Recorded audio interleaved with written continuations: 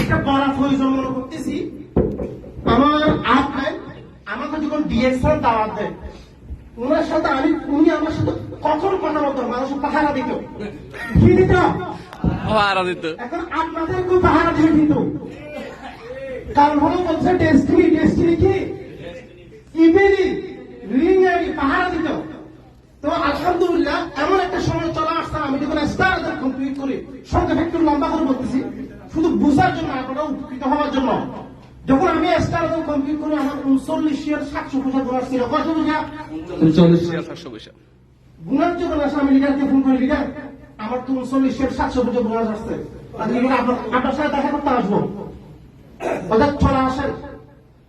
আমি ওনার বাসায় যাই, এমন সময় উনি নেই, উনি কোথায় জেনে গেছে সাইকেল নিয়ে গিয়েছেন দাওয়াত দেওয়ার জন্য। এমন সময় আমার একজন রুমমেট ছিল, ওই আব্দুল জব্বারের একটা রুমমেট ছিল, কামালুল নাম। ওদের নাজাম ভাই, আপনাকে এত বুঝালাম, বাংলা মানুষ আপনি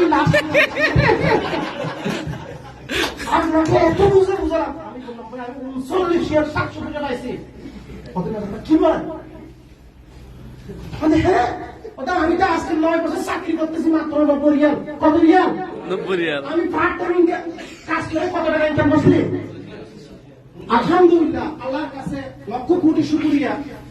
আলহামদুলিল্লাহ, এখন বর্তমানে যেটা স্মার্ট বাইক, সবচেয়ে দামি বাইক, আমার 1 মাসের ইনকাম দিয়ে আমি একটা নিতে পারবো। ইয়েস, তালিয়া। যদি চেষ্টা করে